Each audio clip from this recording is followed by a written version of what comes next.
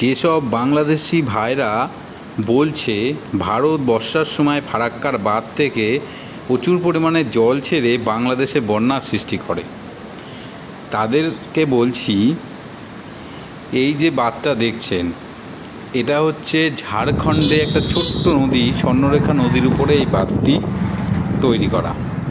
সারা বছর এখান থেকে সেভাবে জল ছাড়া হয় না, কিন্তু এই বর্ষার সময় প্রচুর জল ছাড়ার কারণে ওয়েস্ট বেঙ্গলের প্রচুর জায়গায় বন্যার সৃষ্টি হয়। ওয়েস্ট বেঙ্গল সরকার বারবার বলা সত্ত্বেও তারা এই জল ছাড়ে, কারণ তাদের কিছুই করার নেই, কারণ জল না ছাড়লে বাঁধ ভেঙে যেতে পারে। শুকনোর সময় যখন বাংলাতে মাত্র 20 ফুট 25 ফুট নিচে জল পাওয়া যায়, আমরা টিউবওয়েল দিয়ে সেই জল তুলে ইউজ করি, সেখানে এই উঁচু জায়গাতে 300 ফুট 400 ফুট নিচেও জল পাওয়া যায় না। তাই পুরো শহর তখন এই ড্যামের জলের উপর নির্ভর করে, এবং এই যে বড় বড় শহর সব এই ড্যামের জলই সরবরাহ করা হয়। আর বর্ষার সময় এত জলের কারণে এই জল তাদের ছাড়তেই হয়।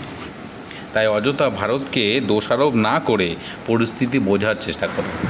তাই আমাদেরকে নদীকে পরিষ্কার রাখতে হবে এবং পলিমুক্ত রাখতে হবে, যাতে এক্সট্রা জল খুব তাড়াতাড়ি সমুদ্রে যেতে পারে।